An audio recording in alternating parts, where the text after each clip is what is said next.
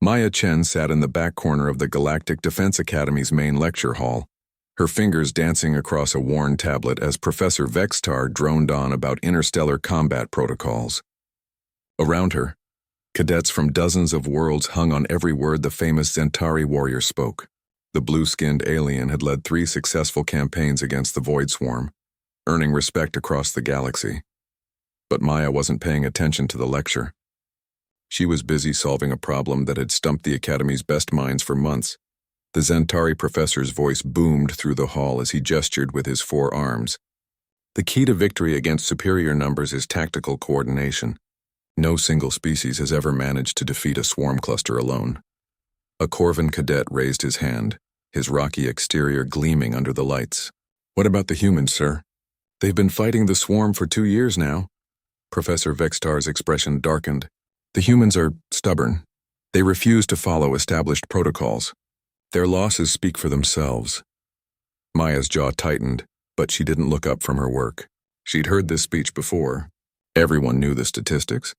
Humanity had entered the galactic community just 5 years ago, and they'd been struggling ever since. Their technology was primitive compared to other species. Their ships were slower, their weapons weaker, their tactics unconventional. The professor continued his lecture, but Maya's mind wandered to her own story. She'd been one of the first humans accepted into the Academy, chosen from millions of applicants back on Earth. Her parents had been so proud, sending their daughter to learn from the galaxy's greatest military minds. That pride had faded quickly. From day one, Maya had been an outsider. Not just because she was human, but because she was quiet, unremarkable. While other cadets impressed instructors with their physical prowess or natural combat instincts, Maya spent her time in the computer labs, working on projects no one understood.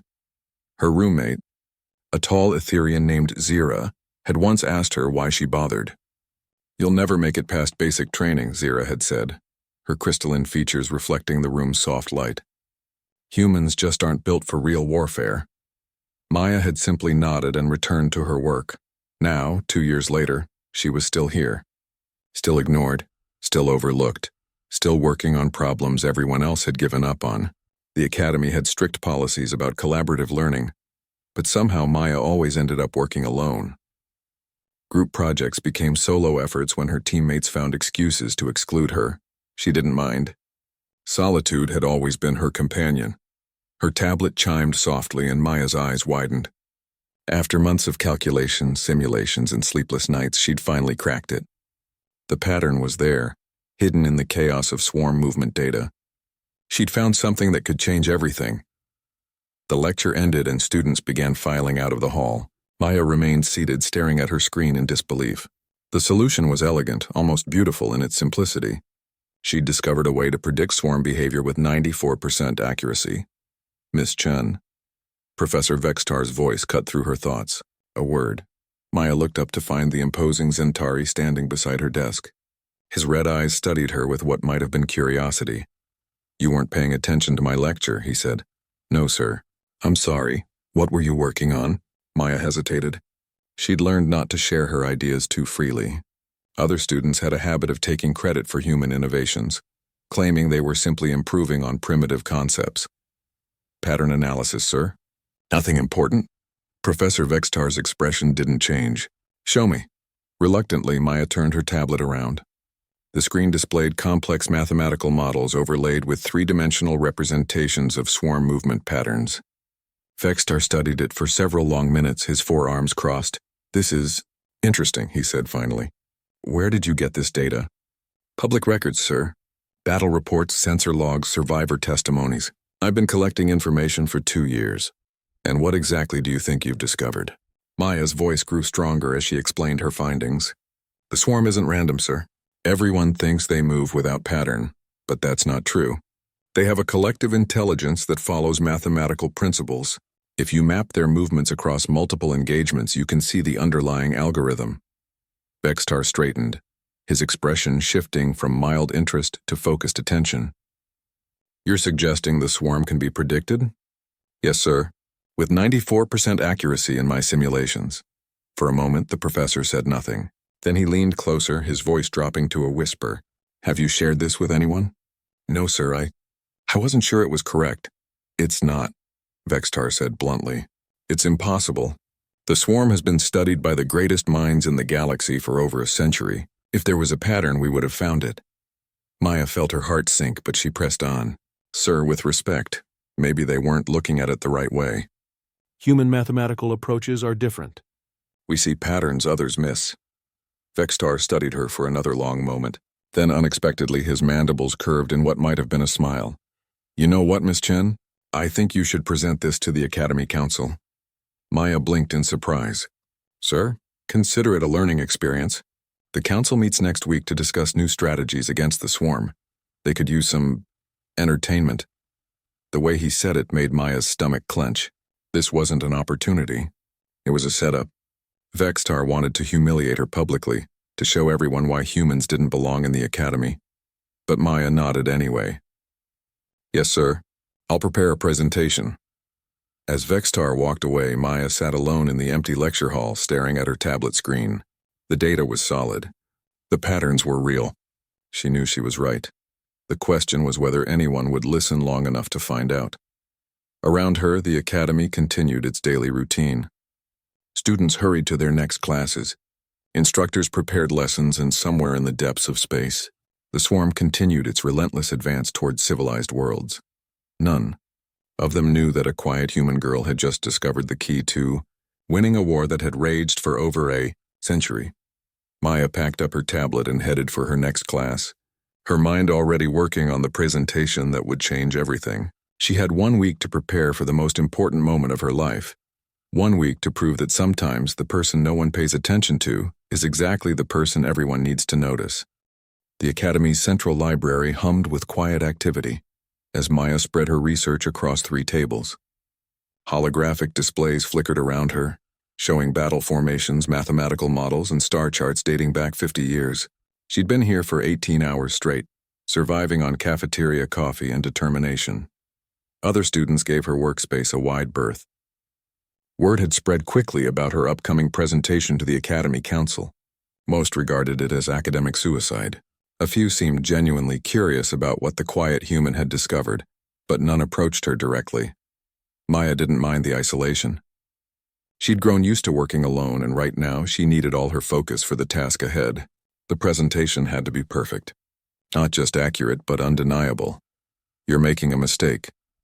The voice belonged to Theron, a Corvin in her advanced tactics class. His stone-like features showed what might have been concern. The council doesn't like to be challenged, especially by first-year students. Maya looked up from her calculations. I'm not challenging them. I'm offering them a solution to a problem they've been working on for a century. Theron's rocky hide shifted color, indicating amusement. The Zentari Military Academy has produced some of the galaxy's greatest strategic minds. The Etherian Institute has philosophers who think in dimensions we can't even imagine. The Corvin Defense Force has computers that can process 1 trillion variables per second. And you think you've found something they missed? Yes, Maya said simply. Theron stared at her for a moment, then shook his massive head. Humans, he muttered, walking away. Maya returned to her work. She understood his skepticism. On paper, it was ridiculous. She was a 19-year-old human from a species that had barely mastered faster-than-light travel. Her homeworld was still dealing with wars over resources and territory. Compared to the ancient civilizations that dominated the galaxy, humanity was little more than an interesting curiosity, but that might be exactly why she could see what others couldn't. The data told a story that no one else had been willing to read. The swarm's movements weren't random chaos. They followed patterns, subtle but consistent, that emerged when you looked at the bigger picture. Maya had spent months mapping every recorded swarm encounter, looking for connections that spanned years and light years. The breakthrough had come when she stopped thinking like a military strategist and started thinking like a biologist. The swarm wasn't an army. It was an organism, a vast distributed intelligence that operated on principles similar to neural networks or ant colonies. Individual swarm units weren't making independent decisions. They were responding to signals from a larger consciousness, following algorithms that prioritized the survival and growth of the whole over any individual part. Once Maya understood that, the patterns became clear. The swarm's apparent randomness was actually adaptive behavior, constantly evolving in response to the galaxy's defensive strategies. But like any biological system, it had limitations. It had to balance competing priorities: resource acquisition, territory expansion, threat elimination, and self-preservation. Maya had identified the mathematical relationships between these priorities. More importantly, she'd found the pressure points where those relationships became unstable. Her tablet chimed with an incoming message. Maya glanced at the sender and felt her stomach drop. It was from the Academy Council's administrative office. Miss Chen, your presentation has been scheduled for tomorrow at 800 hours in Council Chamber 7. Duration, 15 minutes. Attendance, mandatory for all senior staff and graduate students. Please be prepared to answer questions. Administrator Kelvin Maya stared at the message. 15 minutes to present 2 years of research.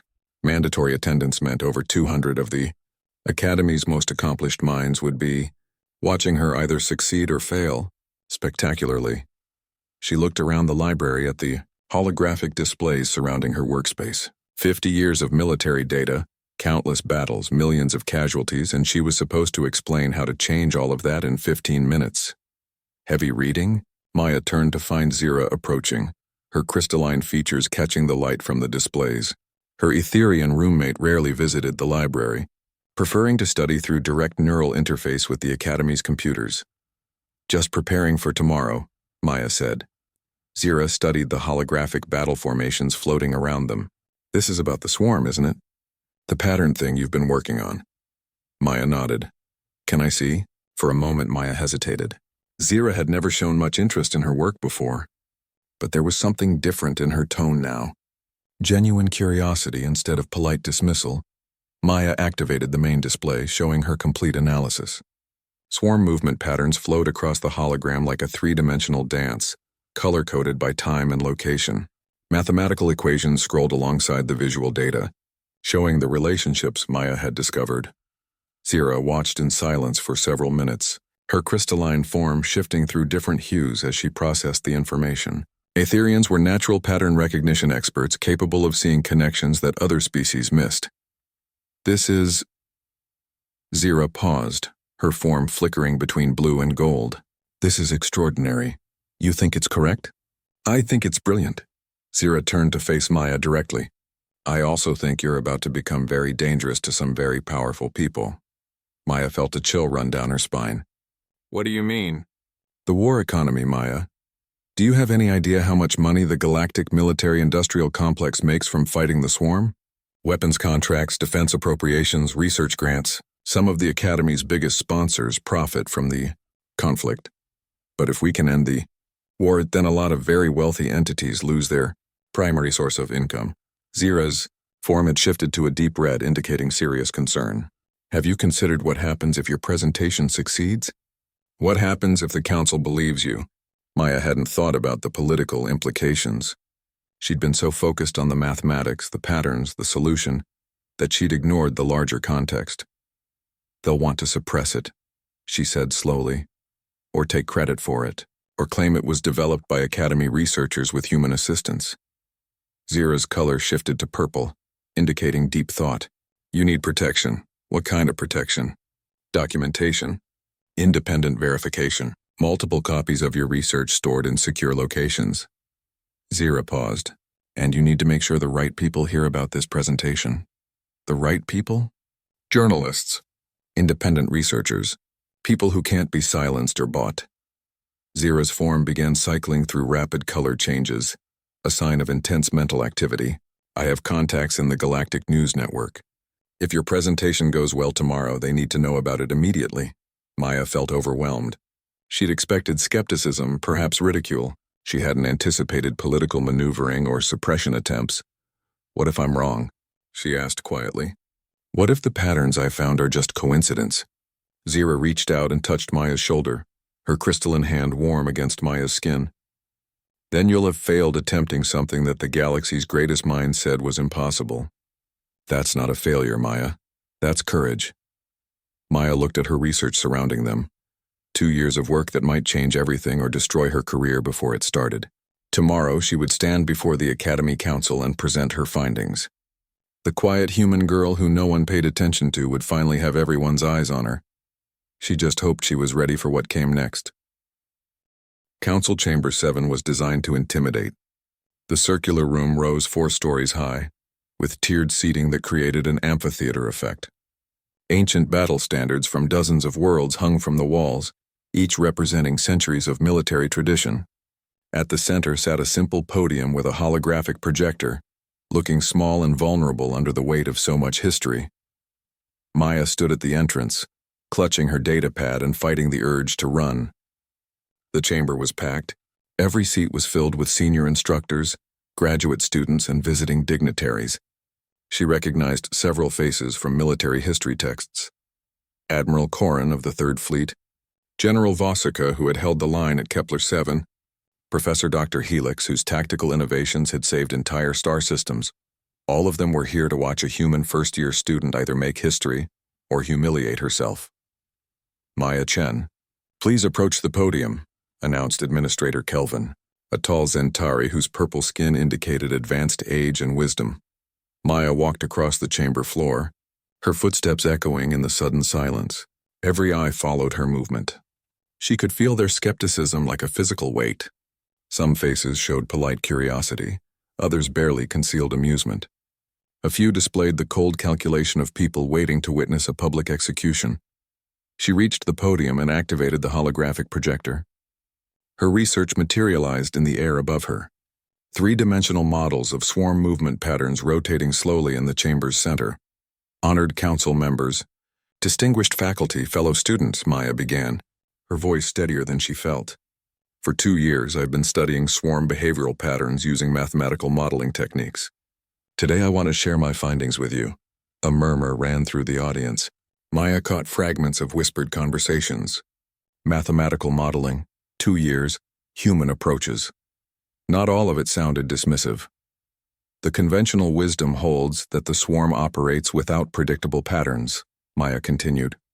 "Random aggression guided by simple hunger and territorial instinct. But I believe this assumption is incorrect." She gestured, and the hologram shifted to show a time-lapse visualization of swarm encounters over the past 50 years. Colored dots moved across a 3-dimensional star map, each representing a major engagement.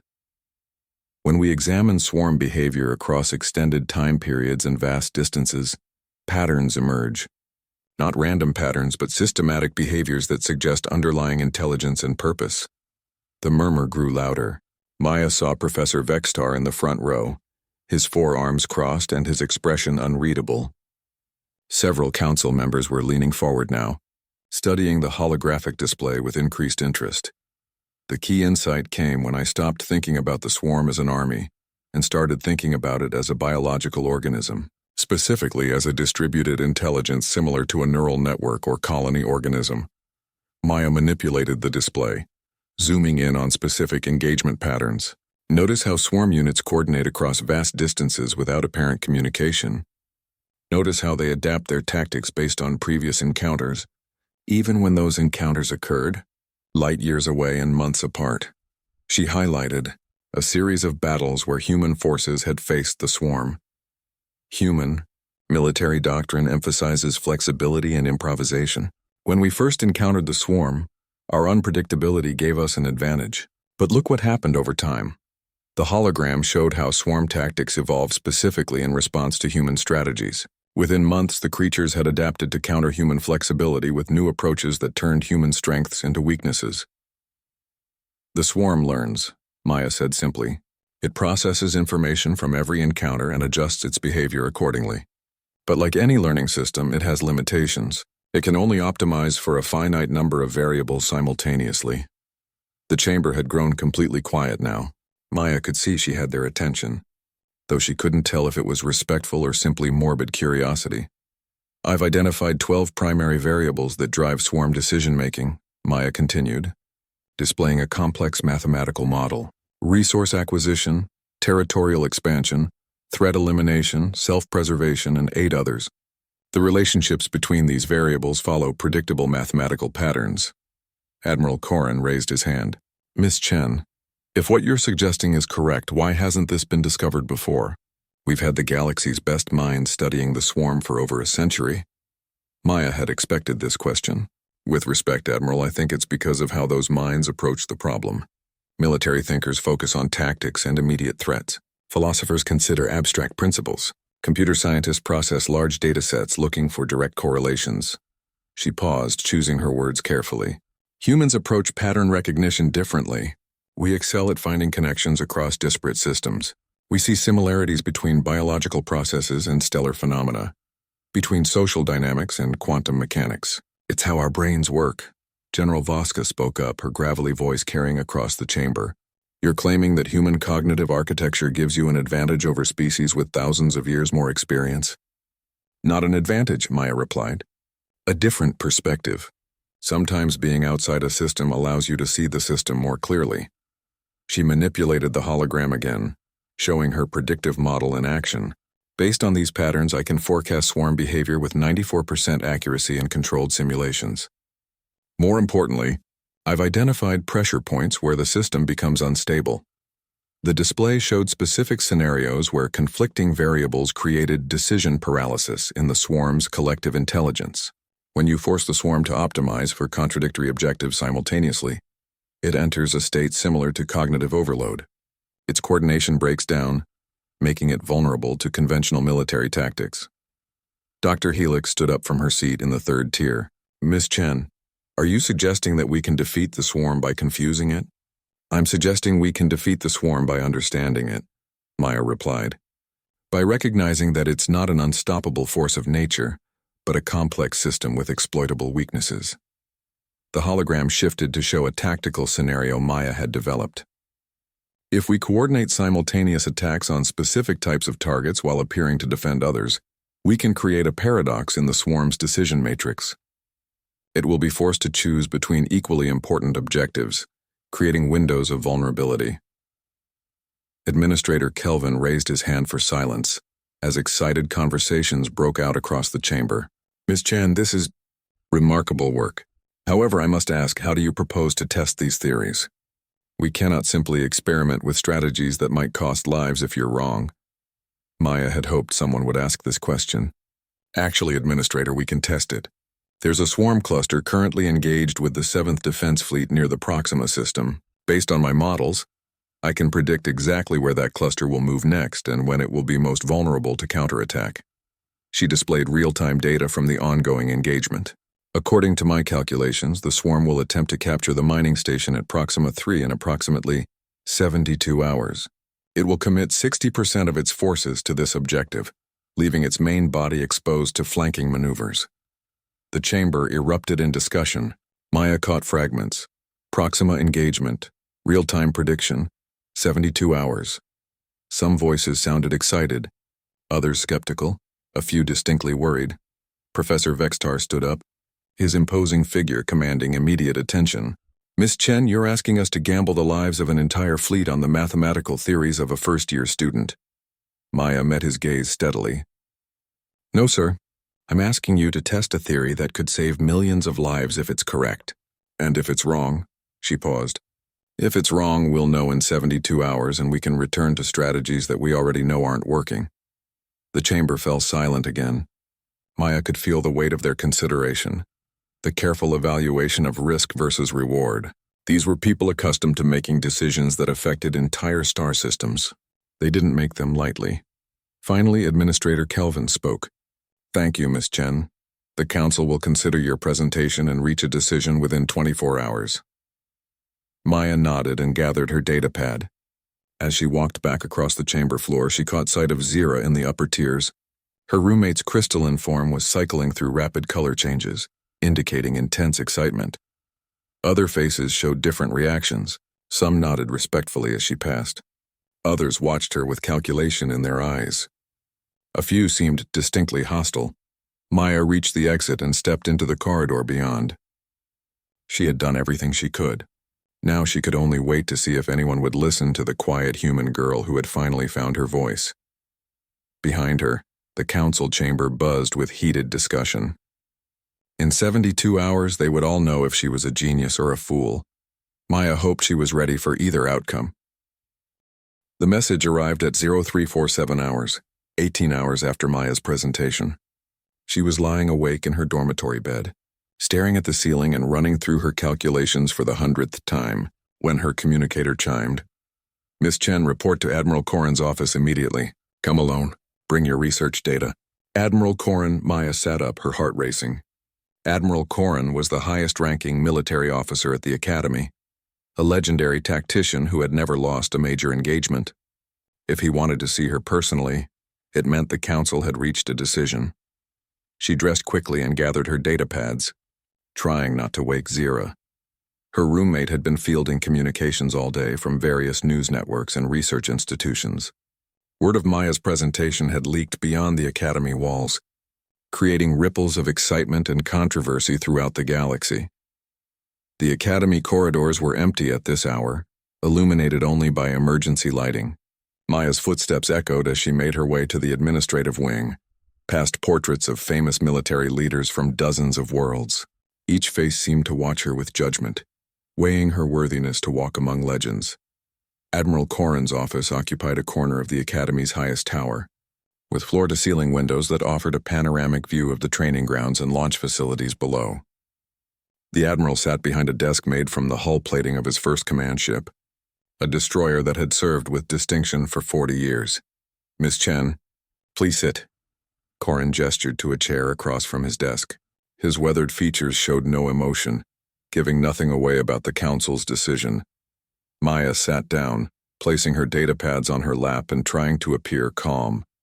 "Your presentation yesterday was illuminating," Corin said. "The council spent 14 hours in discussion. Some members were impressed by your work. Others questioned whether a first-year student should be making strategic recommendations to the galaxy's military leadership." Maya waited, afraid to speak. There was also significant debate about the wisdom of testing unproven theories during an active engagement, Corin continued. "The 7th Fleet is currently outnumbered 3-1 at Proxima. If your predictions are wrong, we could lose an entire task force. And if they're right?" Maya asked quietly. Corin's expression shifted slightly, showing what might have been approval. "If they're right, Miss Chen, you may have just given us the tools to end a century-long war." He stood and walked to the windows, looking out at the Academy grounds. "The Council has decided to implement a limited test of your theories. We're not committing the entire 7th Fleet, but we are positioning a strike force based on your predictions." Maya felt a mixture of excitement and terror. "What kind of strike force?" 3 destroyers, a carrier, and a stealth reconnaissance ship. If your calculations are correct and the swarm moves against Proxima 3 as predicted, they'll be in position to exploit the vulnerability you identified." Corin turned back to face her. "However, there are conditions.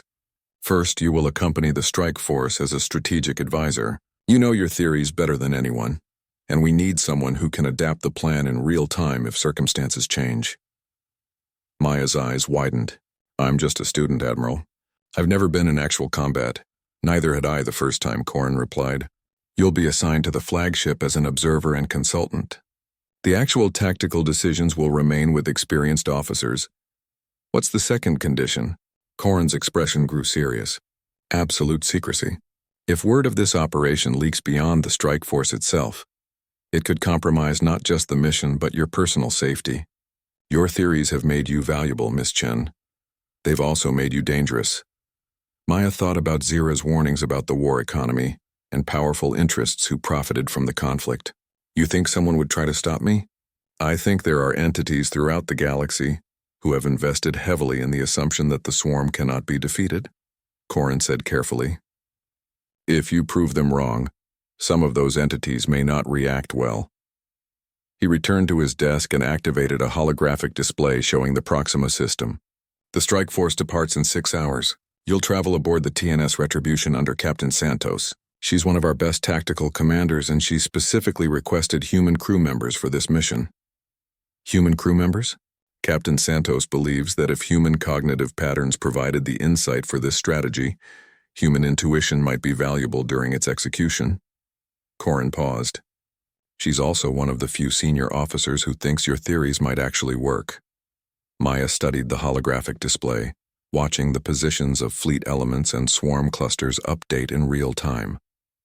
Somewhere in those shifting patterns of light, her predictions would either prove correct or cost lives. Admiral, what happens if I'm wrong? If the swarm doesn't behave as predicted? Corin was quiet for a moment. Then we lose 3 destroyers, a carrier, and some of the Academy's most promising students.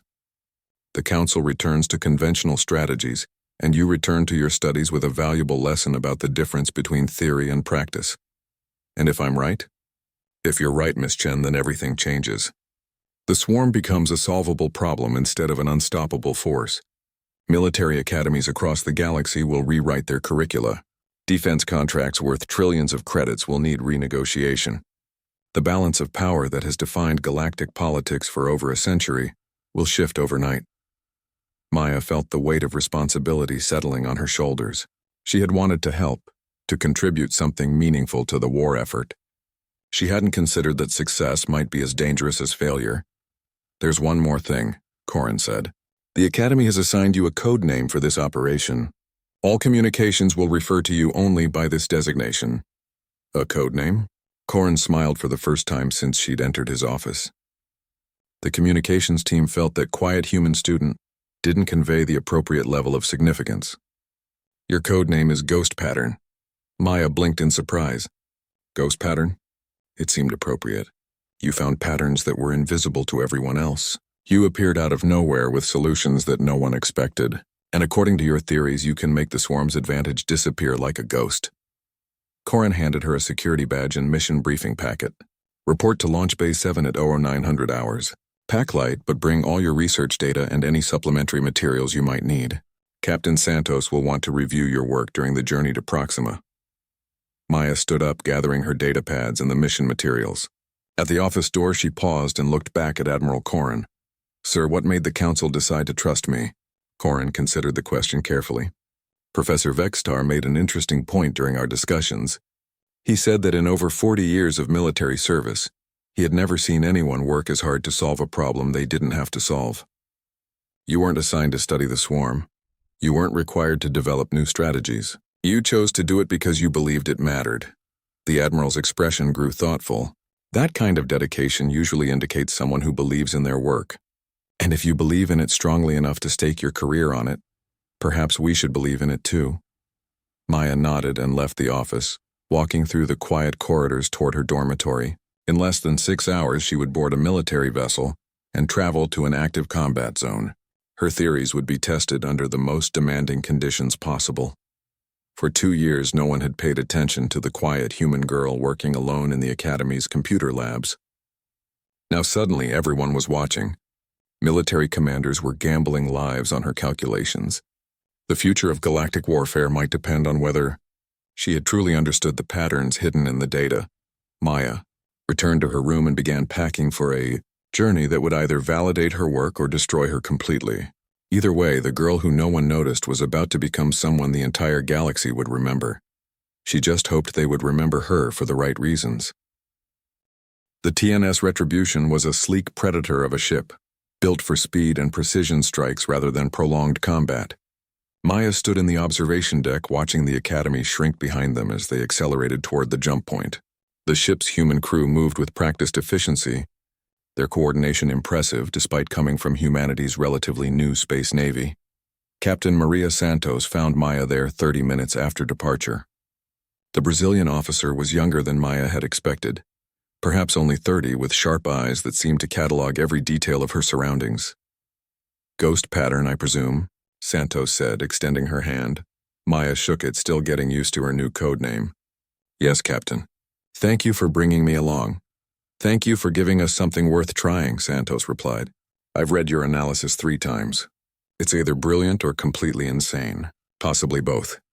Santos gestured for Maya to follow her to the ship's tactical center.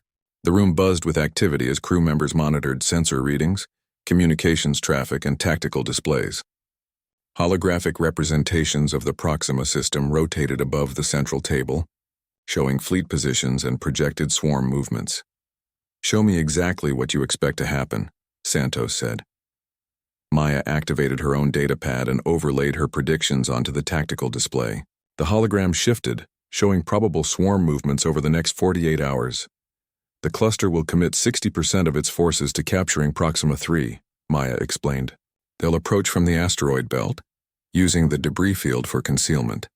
The attack will begin in approximately 36 hours. Lieutenant Commander Torres, the ship's tactical officer, studied the display with obvious skepticism. The mining station is heavily defended. Why would the swarm commit so many resources to a secondary target? Maya had anticipated this question. Because it's not a secondary target to them. The mining station processes rare earth elements essential for ship construction. In the swarm's decision matrix, controlling those resources takes priority over direct confrontation with fleet elements. Santos nodded slowly. And while they're focused on the station, their main body will be dispersed and vulnerable, Maya said, highlighting the predicted weak points. If we hit them here, and here simultaneously, we can disrupt their coordination network. Without central coordination, individual swarm units revert to basic survival protocols, making them predictable, Torres said, understanding dawning in his voice. Exactly. Predictable enemies can be defeated with conventional tactics. Captain Santos studied the display for several minutes, her expression thoughtful. It's elegant, she said finally. Almost too elegant. In my experience, battle plans this neat usually don't survive contact with the enemy. That's why we need to be flexible, Maya replied. The specific details might change, but the underlying patterns should hold. If I'm right about how the swarm's collective intelligence works, they'll have to respond in ways that fit their programming. The next 30 hours passed in careful preparation. Maya worked with the tactical team to refine their attack plans, running hundreds of simulations to account for different variables. The crew treated her with a mixture of respect and curiosity. Word had spread about the young academy student whose theories had convinced Admiral Corrin to authorize the mission. Maya found herself eating meals with various crew members, answering questions about her research and human perspectives on warfare. Many of them had served alongside other humans during recent engagements, and they shared stories about humanity's unconventional approaches to combat. Humans don't fight like anyone else, said Chief Petty Officer Kim during one meal. Other species follow doctrine, stick to proven strategies. But humans, you people improvise constantly. Sometimes it works brilliantly. Sometimes it's complete chaos. Chaos can be useful, Maya replied. It makes us unpredictable, which gives us an advantage against enemies who expect rational behavior. Is that how you figured out the swarm patterns? Asked Ensign Okafor, a young officer fresh from the academy. By thinking irrationally? Maya considered the question. Not irrationally, differently. I approached the problem from directions that traditional military thinking wouldn't consider. Sometimes you need to step outside the system to see how the system works. 24 hours before the predicted engagement, they reached the edge of the Proxima system. Long-range sensors confirmed Maya's initial predictions. The swarm cluster was moving exactly as her models had suggested, approaching the asteroid belt on a vector that would bring them to Proxima 3 right on schedule. I'll be damned, muttered Torres, staring at the sensor readings. She actually called it. Captain Santos activated the ship's communication system. All stations, this is the captain. Preliminary sensor data confirms Ghost Pattern's predictions. We are proceeding with the mission as planned. All hands to battle stations in 18 hours. The ship's atmosphere grew tense as they moved into position. Maya spent the time in the tactical center, monitoring swarm movements and updating her calculations. Every few hours, she provided refined predictions to the tactical team, adjusting for new data as it became available. They're following the pattern exactly, she told Santos during one update. No deviations, no unexpected movements. It's like they're reading from a script. Your script, Santos pointed out. Maya nodded, feeling a mixture of vindication and growing anxiety. Being right about the predictions was gratifying, but it also meant that lives now depended on her understanding of swarm behavior. If she had missed something, if there was a flaw in her analysis, people would die because of her mistakes. 12 hours before the engagement, they received an encrypted communication from Admiral Corrin. The message was brief. All galactic military commands are monitoring this operation. Success or failure will determine the future direction of anti-swarm strategy. No pressure. Corrin Santos showed the message to Maya. How do you feel about having the entire galaxy watching your first field test? Terrified, Maya admitted, but also determined. If this works, we can save millions of lives. If it doesn't, at least we'll have tried something new. 6 hours before the predicted engagement, swarm forward scouts appeared on long-range sensors. They were moving in formation patterns that matched Maya's projections down to the smallest detail. The main cluster followed behind them, 60% of its forces committed to the assault on Proxima 3, just as Maya had calculated. "Contact the other ships," Santos ordered. "Begin final approach to attack positions. All units maintain communication silence until the engagement begins." Maya watched the tactical display as 3 destroyers and a carrier moved into position around the dispersed swarm formation. Everything was proceeding according to plan. The enemy was behaving exactly as predicted. In 6 hours, they would know if her theories could translate into victory. The ship's speakers crackled with a final communication from Santos to the strike force. "All units, this is Retribution Actual. Ghost Pattern's predictions have been accurate to this point. We proceed with confidence in the mission and in the analysis that brought us here. Remember, we're not just fighting for ourselves today. We're fighting to prove that the swarm can be defeated." Maya stood in the tactical center, surrounded by displays showing enemy positions and friendly forces. For 2 years she had worked alone, ignored by classmates and dismissed by instructors. Now she stood at the center of an operation that could change the course of galactic history. In 6 hours, the quiet girl who no one had noticed would either become the person who taught the galaxy how to win an unwinnable war, or the student whose overconfidence had led brave soldiers to their deaths. Maya checked her calculations one final time and prepared to find out which one she would be. The first phase unfolded exactly as Maya had predicted. At 1347 hours, swarm scouts emerged from the asteroid belt and began their approach to Proxima 3. The mining station's automated defenses engaged immediately, filling space with weapons fire and defensive countermeasures. Within minutes, 60% of the swarm cluster committed to the assault, just as Maya's models had calculated. "Ghost Patterns analysis is holding," reported Lieutenant Commander Torres from his position at the tactical station. "Enemy forces are deploying according to predicted patterns." Captain Santos stood beside Maya at the main holographic display, watching enemy movements with intense focus. "Your mathematics are impressive," she said quietly. "Now let's see if they translate into tactical advantage." The swarm's main assault began at 1402 hours. Massive bioships descended on the mining station, while smaller hunter-killers spread out to establish a perimeter. The station's defenders fought valiantly, but they were clearly outmatched. Distress signals flooded the communications channels as the facility's shields began to fail. Maya watched the engagement with a mixture of fascination and horror. This was the first time she had seen her theoretical patterns play out in real combat. The swarm moved with perfect coordination, each unit responding to signals from the collective intelligence in ways that confirmed her analysis of their decision-making processes. "There," she said, pointing to a section of the tactical display. "The weak point is forming now. The main cluster is fully committed to the station assault, and their coordination network is stretched across maximum distance." Santos activated the communications array. "All units, this is Retribution Actual. Commence Opération Ghost Pattern. Execute simultaneous strikes on designated targets." The strike force moved with precision timing. 3 destroyers emerged from concealment behind planetary debris, their weapons targeting specific nodes in the swarm's formation. The carrier launched fighter squadrons that streaked toward vulnerable bioships positioned at critical coordination points. Maya held her breath as the first weapons impacted their targets. The effects were immediate and dramatic. Swarm units that had been moving in perfect coordination suddenly began operating independently. Some continued their assault on the mining station, others broke off to engage the strike force, and a few seemed paralyzed by conflicting priorities. "It's working," Torres said, his voice filled with amazement. "Their coordination is breaking down exactly as predicted." But Maya was studying the display more carefully, watching secondary patterns emerge from the chaos. "Wait," she said, her voice urgent. "Something's different. Look at the hunter-killer formations." Santos leaned closer to the display. "What am I looking at?" "The individual units are adapting faster than my models predicted," Maya explained. "They're establishing local coordination networks to compensate for the disruption of the main network. It's like the system is healing itself." Even as she spoke, swarm units began regrouping into smaller, more autonomous clusters.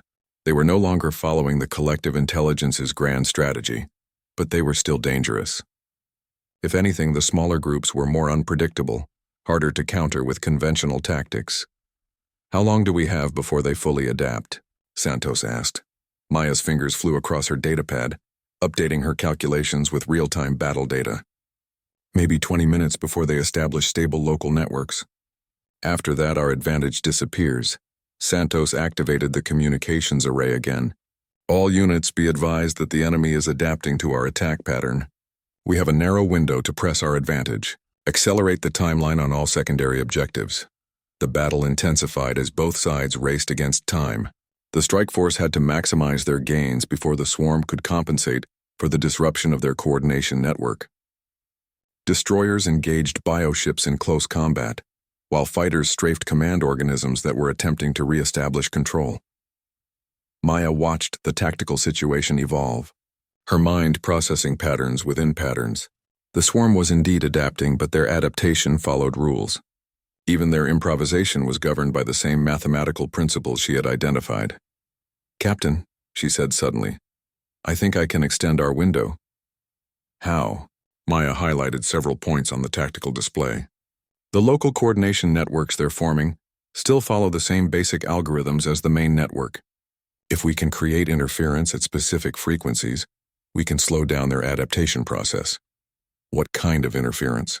"Electromagnetic pulses targeted at their bio-neural frequencies. It won't stop them, but it will create enough confusion to buy us more time." Santos looked skeptical. "Do we have the capability to generate those pulses?" "The carrier sensor array can be reconfigured as a transmitter," Torres said, understanding Maya's plan. "It's unconventional, but it might work." "Do it," Santos ordered. "All units, prepare for extended engagement. Ghost Pattern is implementing adaptive countermeasures." The next 30 minutes tested every aspect of Maya's theoretical framework. As the strike force implemented her suggestions, the battle became a complex dance of action and reaction. The swarm adapted to their tactics, forcing Maya to develop new countermeasures in real time. She found herself thinking several moves ahead, anticipating how the collective intelligence would respond to each new strategy. It was exhausting and exhilarating. For the first time since arriving at the academy, Maya felt like she was using her abilities to their full potential. Her mathematical models weren't just theoretical exercises anymore. They were tools that could save lives and win battles. "Enemy forces are beginning to withdraw," Torres reported. "The assault on Proxima 3 is failing." Maya looked at the tactical display and saw that he was right. Faced with sustained interference in their coordination networks and mounting losses from the strike force's attacks, the swarm was abandoning their primary objective. Individual bioships were breaking off from the mining station assault and retreating toward the outer system. "Are they regrouping for another attack?" Santos asked. Maya studied the enemy movement patterns. "No," she said slowly. "They're leaving the system entirely. According to my analysis, the level of resistance they've encountered doesn't match their cost-benefit calculations for controlling this territory." "We actually won," Torres said. His voice filled with disbelief. Santos activated the communications array one final time. "All units, this is Retribution Actual. Enemy forces are in full retreat. Proxima 3 is secure. Operation Ghost Pattern is a complete success." The tactical center erupted in cheers and congratulations. Crew members crowded around Maya, shaking her hand and expressing their amazement at the victory. For a moment, she felt overwhelmed by the attention and praise. But even as the celebration continued around her, Maya was analyzing the battle data, looking for lessons that could be applied to future engagements. The patterns were clear. The swarm could be defeated, but it required understanding their decision-making processes and exploiting the weaknesses in their collective intelligence. Captain Santos appeared beside her, holding a communication pad. "Admiral Corrin wants to speak with you personally." Maya took the pad and saw Admiral Corrin's face appear on the screen. His expression was one of amazement and respect. "Ghost Pattern," he said formally. "Congratulations on a remarkable victory. Your theories have been validated in the most demanding possible circumstances. The Academy Council is prepared to authorize immediate implementation of your strategies across all anti-swarm operations." Maya felt a surge of pride and satisfaction. "Thank you, Admiral. But this is just the beginning. Now that we understand the principles, we can develop more sophisticated countermeasures." "Indeed," Corrin agreed. When you return to the academy, you'll find that your status has changed considerably. The quiet student who no one noticed has become the most important strategic mind in the galaxy. Maya looked around the tactical center at the crew members who had risked their lives to test her theories. I had a lot of help, Admiral. This victory belongs to everyone who believed in the mission. Perhaps, Corin said with a smile. But the insight that made it possible belongs to you. Well done, Ghost Pattern. The galaxy owes you a debt that can never be fully repaid. As the communication ended, Maya realized that her life had changed forever. The girl who had worked alone in computer labs, ignored by classmates and dismissed by instructors, was now the person who had taught the galaxy how to defeat its greatest enemy. But with that recognition came new responsibilities and new challenges. The war was far from over, and there would be many more battles to fight. Maya knew that the real work was just beginning. The quiet girl who no one paid attention to had finally found her voice. Now she had to use it to help win a war. 6 months after the Proxima engagement, Maya stood before the assembled representatives of the Galactic Defense Council in the Great Hall of the Centaurus Station. The chamber held delegates from over 300 worlds, each species contributing their unique perspectives to the war effort. What had once been humanity's most exclusive gathering was now treating a 20-year-old human student as their most important strategic advisor. The transformation had been remarkable. Maya's theories, now collectively known as the Ghost Pattern Doctrine, had been implemented across 47 major engagements. The results spoke for themselves. A 91% success rate, with swarm losses exceeding galactic forces by a ratio of 8 to 1. For the first time in over a century, the galaxy was winning the war. Honorable delegates, Maya began, her voice carrying easily through the vast chamber. Today marks a significant milestone in our campaign against the swarm. Intelligence reports confirm that we have eliminated 63% of all known swarm clusters, forcing the remaining forces into defensive positions in the outer spiral arms. The holographic display behind her showed the current strategic situation. Large sections of space that had been marked red for swarm control now showed the blue of liberated territory. Entire star systems that had been abandoned for decades were being resettled by refugees who had thought they would never see their homes again. However, Maya continued, we must remember that success in battle is only the first step toward lasting peace. The swarm's collective intelligence is adapting to our strategies. Each engagement provides them with new data about our capabilities and tactics. Admiral Corin, now serving as her military liaison, activated a secondary display showing recent battle analyses. Ghost Pattern's assessment is correct, he said. While we continue to achieve tactical victories the enemy is learning, their adaptation rate has increased by 37% over the past 3 months. Maya nodded. This brings us to the next phase of our strategy. We cannot simply defeat the swarm militarily. We must understand what they want, why they expand across the galaxy, and whether there's a possibility for coexistence or permanent resolution. A murmur ran through the assembly. For over a century, the swarm had been viewed as an unstoppable force of destruction, driven by simple hunger and territorial instinct. The idea that they might have more complex motivations was revolutionary. Dr. Helix, representing the Etherian Science Council, raised her crystalline hand. Ghost Pattern, are you suggesting that the swarm is capable of negotiation? I'm suggesting that we don't yet understand their true nature, Maya replied. My mathematical models describe how they behave, but not why they behave that way. To achieve lasting peace, we need to answer the fundamental question, what does the swarm actually want? She gestured, and the holographic display shifted to show data from recent archaeological excavations. Over the past 6 months, our forces have recovered artifacts from former swarm territories. These artifacts suggest that the creatures we've been fighting are not the original inhabitants of those regions. The chamber fell silent as delegates studied the new information. Maya had spent weeks analyzing the data with teams of xenoarchaeologists and xenobiologists, reaching conclusions that challenged everything the galaxy thought it knew about their enemy. We believe the swarm may be refugees, Maya said simply. Survivors of a catastrophe that destroyed their original home. Their expansion across the galaxy isn't conquest. It's migration. Professor Vextar, who had become one of Maya's strongest supporters since Proxima, leaned forward in his seat. If that's true, then our entire approach to the conflict may have been misguided. Exactly, Maya agreed. Military victory alone won't end this war. We need to address the underlying causes that drive swarm behavior. If they're refugees seeking a new home, perhaps we can find a solution that doesn't require the destruction of either side. General Voska spoke up from her position in the upper tiers. Ghost pattern, this is a remarkable theory, but how do you propose to test it? The swarm has never shown any interest in communication. Maya smiled, the expression transforming her features from serious strategist to excited researcher. Actually, General, they have. We just haven't been listening properly. She activated a new display showing complex waveform patterns. For the past 3 months, I've been analyzing electromagnetic emissions from swarm clusters during non-combat situations. Hidden in what we assumed was random noise, there are structured patterns, mathematical sequences that suggest intentional communication. The delegates stared at the display in amazement. Dr. Helix's crystalline form flickered through rapid color, changes as she processed the implications. You're saying the swarm has been trying to communicate with us?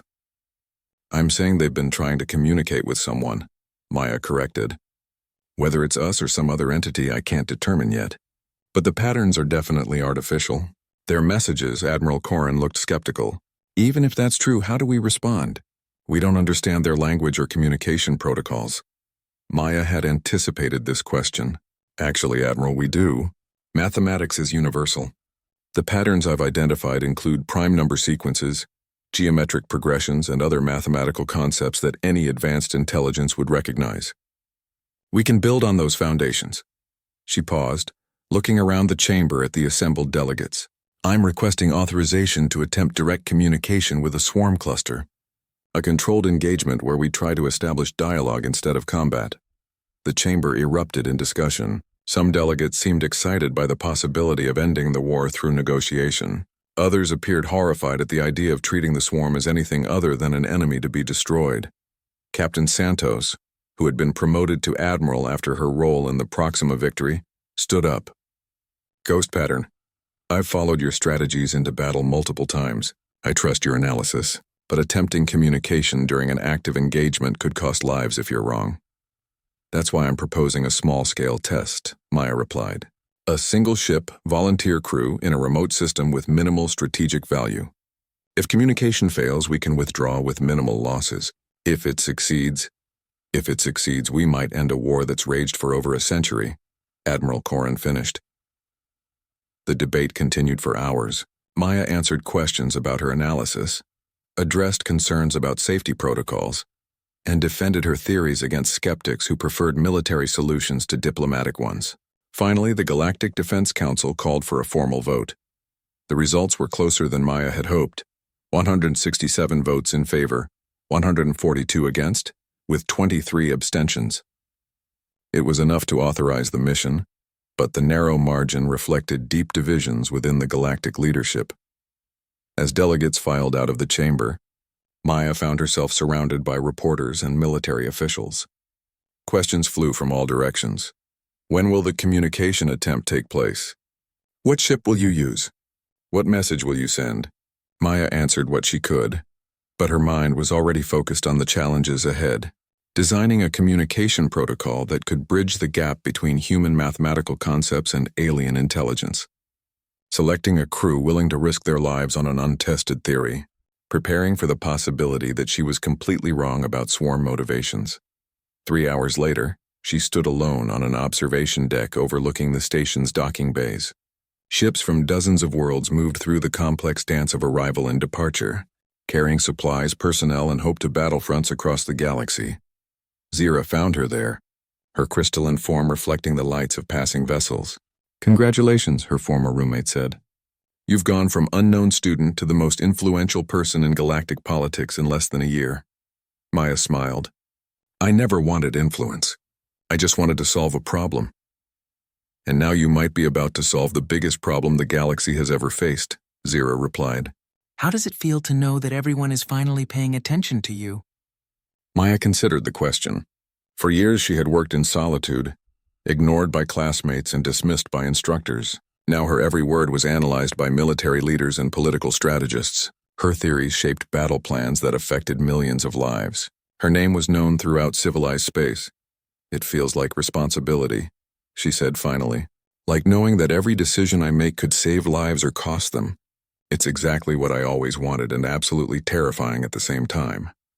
Zira's form shifted to a warm golden hue, indicating affection and support. You'll figure it out. You always do. The girl who found patterns no one else could see will find a way to turn those patterns into peace. Maya watched another ship disappear into the star field, carrying her hopes and fears toward an uncertain future. In 2 weeks, she would board a vessel bound for the most dangerous diplomatic mission in galactic history. She would attempt to communicate with creatures that had been the galaxy's greatest enemy for over a century. The quiet girl who no one had paid attention to was about to discover whether her gift for seeing hidden patterns could transform warfare into dialogue, hatred into understanding, and century-long conflict into lasting peace.